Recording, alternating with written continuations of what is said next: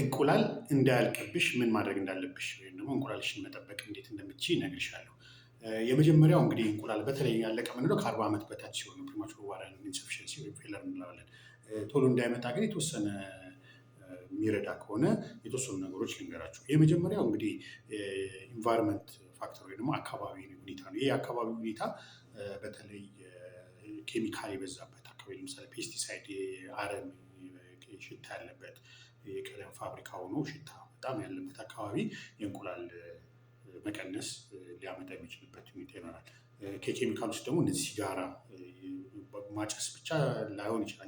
አንቺ ላታጨስ ትችያለሽ፣ ግን የሚያጨስ ሰው ጋር አብሮ መኖር በራሱ መቆየት በራሱ እንደ ፓሲቭ ስሞከር የተወሰነ የመቀነስ የምታጨሽኝ ከሆነ ደግሞ የበለጠ ቀድሞ የማለቅ ነገር አለ። ከሚያጨሱ ሰዎች እና የማያጨሱ ሰዎች ሴቶች ሲወዳደር የሚያጨሱ ሰዎች ቶሎ ፕሪማቹር ኦቫሪያን ኢንሰፊሽንሲ ያጋጥማቸዋል።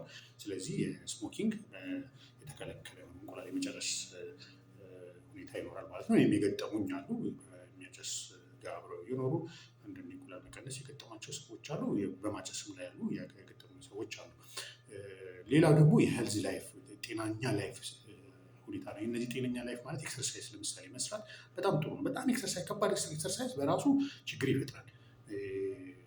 ነገር ግን ምንድነው በቀን 30 ደቂቃ በሳምንት እስከ 150 ደቂቃ ትንሽ ልብ ምት የሚጨምሩ ወክ ማድረግ ምናምን እሱ በጣም ይጠቅማል። ያው ውፍረትን መከላከል ቅጥነትን በጣም ውፍረትን ደግሞ ጥሩ አይደለም። ስለዚህ መካከለኛ መሆን ጥሩ ነው። በቅጥነት የመጣ እርግዝና መከልከል ሊመጣ ይችላል። በተለይ አኖሬክሲያ ነርቮሳ የሚባል ሰልፍ ስታርቬሽን በራስ ምግብን ለመጉዳት እና ለመቅጠል የሚሞከር ሁኔታ ወፍራም ነኝ ብሎ በማሰብ ያ እንደዚህ አይነት ችግር ውስጥ የምትገቡ ሴቶች አላችሁ። በጣም ካሎሪ ስትቀንሱ፣ ፋት ስትቀንሱ የኦቭሌሽን ጊዜ ስትረስ ትጨምራላችሁ እና ለማርገዝ ሁኔታ ውስጥ ትገባላችሁ። ስለዚህ በጣም ክብደት መቀነስም በጣም ወፍራም መሆንም እንቁላል ጋር ከሆርሞን ጋር ግንኙነት ይኖራል።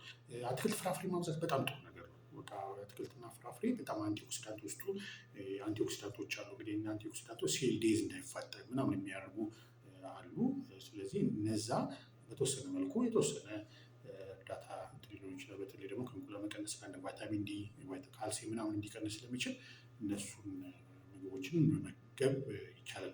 ሌላ ፈርቲሊቲ ፕሪዘርቬሽን ሰርጀሪ፣ አሁን ለምሳሌ የአካባቢ ኬሞ ጨረር የሚሰጠው ከሆነ እንቁላሉን ፕሪዘርቭ ማድረግ ይቻላል። በበረዶ ውስጥ በክራዮቴራፒ በክራዮ ፕሪዘርቬሽን እንለዋለን። ኤጎን ኦቨም እዛ እንዲወጥቶ ተለቅሞ እንዲቀመጥ የማድረግ የህክምና ሂደት ያው እኛ ሀገርም ተጀምሯል። ስለዚህ በተለይ እንደዚህ ኬሞ ምናምን ሊሰጥ ጨረር ምናምን ሊሰጥ ፕላን ከተደረገ ምናልባት ወጣት ሆነሽ የማርገዝ እድል ካለ ያው የፈርቲሊቲ ሴንተርም እንደምቹ ክሊኒክ ያሉ ያንን ነገር ማመካከሩ የተሻለ ይመስለኛል።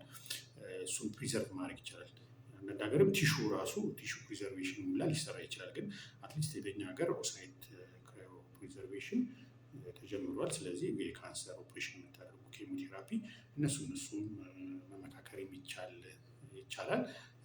ይህንን ነው ልላችሁ የምችለው። ለመማከር ባዮ ላይ ባሉት ለመታከም በባዮ ላይ ባሉት አድራሻ ይጠቀሙ። ቤተሰብ አባል ናቸው ደግሞ የመደመር ምልክቱን በመንካት ቤተሰብ አባል ሆኑ። መልካም ቀን እንላችሁ።